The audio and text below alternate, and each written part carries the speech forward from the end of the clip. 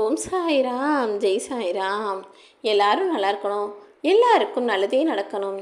அன்பு குழந்தையே, இப்போ உன் வாழ்க்கையில் எந்த விஷயம் மிகப்பெரிய சிக்கலாகவும் பிரச்சனையாகவும் உனக்கு தோணுதோ அதை தீர்த்து வச்சு உனக்கான நல்லதை நடத்தி கொடுப்பதற்காக தான் இந்த இரவு வேளையில் உன்னை தேர்ந்தெடுத்து தேடி வந்திருக்கேன். எப்போது வெற்றி கிடைக்கும் என ஏங்குகிறாயே தவிர அதற்கான முயற்சிகளை நீ பெரிய அளவில் செய்யவில்லை தானே? என்னுடைய துன்பம் தீரணும், நான் எதிர்பார்த்தது நடக்கணும், எனக்கு கஷ்டமே வராமல் சந்தோஷமாக என் வாழ்க்கையை நான் வாழணும்னு எதிர்பார்க்கக்கூடிய நீ அதற்கான முயற்சிகளை இன்னும் கொஞ்சம் அதிகப்படுத்தணும் என் செல்லமே. ஏதாவது ஒரு விஷயம் நல்லபடியாக நடந்ததுன்னா நான் தான் செஞ்சேன்னு மார்த்தட்டி கொள்கிற ஒவ்வொரு மனிதர்களும் அவர்கள் செய்த காரியத்திற்கு பின்னால் அவர்களையும் அறியாமல் இன்னொருவர் உந்து சக்தியாகவும் மூல காரணமாகவும் இருக்கிறார் என்பதை முதல்ல புரிஞ்சுக்கணும். இந்த உலகில் எந்த மனிதர் எந்த செயலை செஞ்சு வெற்றி அடைஞ்சாலும் அவர்களது வெற்றிக்கு பின்னால் இன்னொரு ஜீவனும் இன்னொரு ஆத்மாவும் நிச்சயமாக இருக்கும். அவர்கள் மனித ரூபத்தில் நானே படைக்கப்பட்ட ஜென்மங்கள் தான். அவர்கள் நிச்சயமாக உன் வாழ்க்கை உறுதுணையாகவும் வெற்றிகரமாகவும் இருப்பதற்கு துணை புரிவார்கள். நீ தனியாக இருக்கும்போது உன்னுடைய சிந்தனையிலும் கூட்டத்தில் இருக்கும்போது வார்த்தையிலும் கவனமாக இருக்கணும். ஆம் என் செல்லமே, தனிமையில் இருக்கும்போது மனித மனமானது ஒரு குரங்கு போல இங்கும் அங்கும் அலைப்பாய்ந்து தேவையில்லாத விஷயங்களையெல்லாம் ஞாபகத்துக்கு கொண்டு வரும். அது கெட்டலாகவும் கெடுதலாகவும் கேடுகளை விளைவிக்கக்கூடியதாகவும் அல்லது வாழ்க்கையின் ஒழுக்கத்தை கெடுத்தக்கூடியதாகவும் கூட இருக்கலாம். எப்படி இருந்தாலும் தனிமையில் நீ நல்ல விஷயங்களை யோசி. கூட்டத்தில் இருக்கும்போது மற்றவர்களிடம் பேசக்கூடிய வார்த்தைகளை எல்லாரும் கவனிப்பாங்க.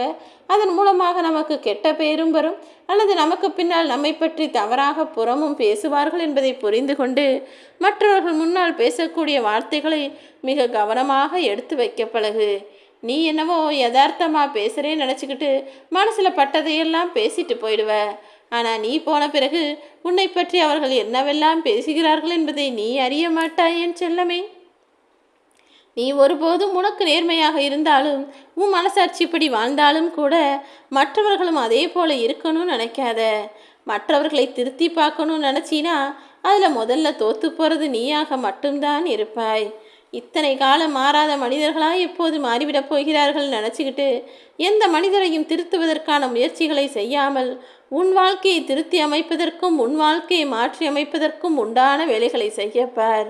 விதியையே நம்பும் மனிதன் யாராக இருந்தாலும் அவன் சாதிக்கவே மாட்டான்.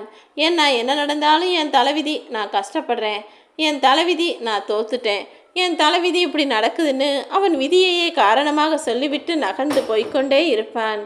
என் அன்பு பிள்ளையே, உன் வாழ்வில் என்ன நடந்தாலும் விதியை சதி செய்தாலும் கூட என்னால் சமாளிக்க முடியும்னு அத்தனை விஷயங்களையும் உன் தலைமையில தூக்கி போட்டுக்கிட்டு அதை சரி செய்யும் முயற்சிகளை நீ செய். உன்னால் முடியலைன்னா அதை சரி செய்யும் பொறுப்பை இந்த சாயப்பா என்கிட்ட ஒப்படைச்சிடு. அந்த வானவே இடிந்து போய் உன் தலையில் விழுகிற மாதிரி வந்தாலும் இந்த சாயப்பா நான் உன்னை காப்பாற்றுவேன்னு நீ நம்பினா உனக்காக நான் ஓடி வந்து காப்பாற்றுவேன் என் செல்லமே. நீ மனசு சோர்வில் இருக்கும்போதும் மன கஷ்டத்தில் இருக்கும்போதும் பண பிரச்சனையில் இருக்கும்போதும் யாருமே வந்து உதவி செய்யலையே நினைக்காத. யாருடைய ரூபத்திலாவது வந்து உன் சாயப்பா நான் உனக்கு துணையாக நிற்பேன். உன் மனசில் எப்போதும் நீ என்னை நினைக்கணும். நீ எதுக்காக காத்திருக்கியோ அது நிச்சயமாக நாளைய வியாழன் நாளில் உன் வாயிற்கதவை வந்து தட்டத்தான் போகிறது. நான் உனக்காக எதுவுமே செய்யலைன்னு நீ கதறி அழுத நாட்களும் வருத்தப்பட்டு புலம்பிய நாட்களும் முடிஞ்சு போச்சு. இனி எல்லாமே நான் உனக்கு நல்லது செய்யக்கூடிய நாளாக தான் இருக்க போகுது. உனக்கான ஆனந்தமான காலம் நாளை விடியல் முதலே வரப்போகுது என் செல்லமே. துன்ப நாட்களையெல்லாம் முடிவுக்கு கொண்டு வந்து உன் வாழ்க்கையில் இன்பங்களையெல்லாம் நான் உருவாக்கப் போகிறேன். இனி எல்லா நாளும் உனக்கான நல்ல நாளாகவே இருக்கும். நீ மனம் போன போக்கில் வாழ்ந்துட்டு என் வாழ்க்கை இவ்வளவு கஷ்டமாக இருக்கேன்னு மனவேதனை அடைய வேண்டாம். உனக்கென ஒரு ஒழுக்கத்தையும் உனக்கென ஒரு சுய கட்டுப்பாட்டையும் உனக்கென ஒரு லட்சியத்தையும் உனக்கென ஒரு குறிக்கோளையும் வைத்துக்கொள். எல்லா விஷயங்களையும் நல்லதாய் நான் உனக்கு முடித்து கொடுப்பேன். எனக்காக நீ எந்தவித சிறப்பு பூஜையோ அல்லது நைவேத்தியமோ செய்யணும்னு அவசியம் இல்லை. நம்பிக்கையோடும் பொறுமையோடும் என்னை வணங்கினால் போதும், உனக்கு நல்லதே நடக்கும்.